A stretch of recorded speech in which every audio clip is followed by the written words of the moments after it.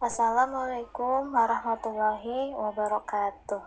Yang terhormat Bapak Dosen Mustoli Sirait, SHI, MHCLA, dan teman-teman sekalian. Kami dari kelompok 10 mata kuliah Hukum Perdata dengan tema pembuktian dan daluarsa.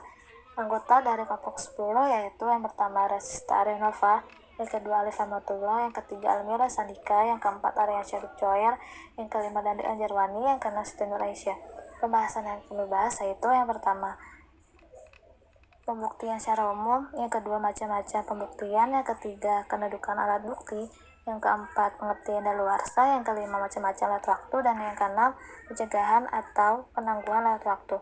Kepada pemateri dipersilahkan.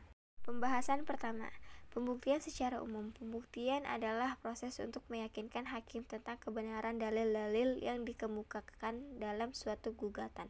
Tidak semua dalil yang menjadi dasar gugatan harus dibuktikan kebenarannya, sebab dalil-dalil yang tidak disangkal apabila diakui sepenuhnya oleh pihak lawan tidak perlu dibuktikan lagi. Selanjutnya, macam-macam pembuktian.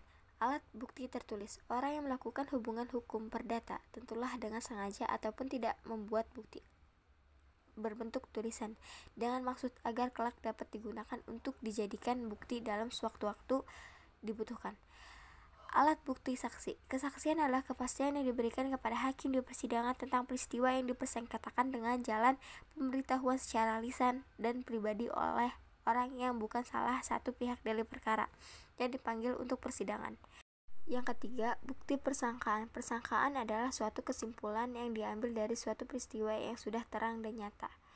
Yang keempat, bukti pengakuan. Pengakuan berkentenis atau konvensionis adalah alat bukti yang berupa pernyataan atau keterangan yang dikemukakan salah satu pihak kepada pihak lain dalam proses pemeriksaan yang dilakukan di muka hakim atau dalam sidang pengadilan. Selanjutnya, bukti sumpah. Sumpah sebagai alat bukti ialah suatu keterangan atas pernyataan yang dikuatkan atas nama Tuhan dengan tujuan agar orang yang memberi keterangan tersebut takut akan murka Tuhan bila mana ia berbohong. Kedudukan alat bukti. Pada dasarnya, kedudukan pembuktian dalam perkara-perkara perdata bertujuan untuk menemukan kebenaran formil terhadap suatu perkara atau sengketa yang terjadi dalam kehidupan masyarakat. Pengertian daluarsa. Daluarsa merupakan batas waktu akhir untuk memperoleh dan atau melepaskan sesuatu hak secara sah. Pengertian daluarsa atau fair jaring sesuai dengan pasal 1946 KUHP Perdata, yaitu suatu alat untuk memperoleh sesuatu atau untuk dibebaskan dari suatu perikatan dengan lewatnya waktu tertentu dan atas syarat yang telah ditentukan oleh undang-undang. Unsur-unsur daluarsa yang diatur KUHP Perdata, yang pertama, suatu alat bukan bukti. Yang kedua, memperoleh sesuatu atau exquisitive fair jaring. Yang ketiga, alat untuk dibebaskan dari suatu perikatan atau extinsitive fair jaring. Dan yang terakhir, karena lewat waktu. Macam-macam lewat waktu. Ada dua macam daluarsa atau fair jaring, yaitu yang pertama daluarsa memperoleh atau acquisitive fair jaring. Daluarsa memperoleh adalah lewat waktu sebagai cara memperoleh hak milik atas suatu benda. Syarat adanya daluarsa ini harus ada etikat baik dari pihak yang menguasai benda tersebut. Yang kedua, daluarsa membebaskan atau acquisitive fair jaring. Daluarsa membebaskan adalah seseorang dapat dibebaskan dari suatu penagihan atau tuntutan hukum oleh karena lewat waktu. Oleh undang-undang ditetapkan bahwa dengan lewatnya waktu 30 tahun, setiap orang dibebaskan dari semua penagihan atau tuntutan hukum.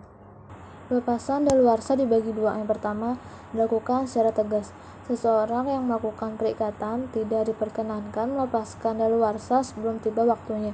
Namun, apabila ia telah memenuhi syarat-syarat yang telah ditentukan dan waktu yang telah ditentukan pula, maka ia berhak melepaskan daluarsanya. 2. Dilakukan secara diam-diam. Pelepasan yang dilakukan secara diam-diam ini terjadi karena si pemegang daluarsa tidak ingin mempergunakan haknya dalam sebuah perikatan. Pencegahan atau penangguhan lewat waktu. Yang pertama, pencegahan daluarsa atau sweeping the fair jaring. Yang dimaksud di sini ialah daluarsa dihentikan atau dicegah sehingga tidak berjalan oleh karena suatu hal. Tetapi pada waktu itu dimulai lagi tenggak daluarsa baru. Yang kedua, penangguhan daluarsa atau scourging del verjaring. Pasal 81 KUHP menyatakan penundaan penuntutan pidana berhubungan dengan adanya perselisihan prayudisial menunda daluarsa. Terima kasih kepada pemateri yang sudah menjelaskan, dan bagi teman-teman yang ingin bertanya silakan bertanya. Mohon maaf bila ada kesalahan dalam pengucapan perkataan. Wassalamualaikum warahmatullahi wabarakatuh.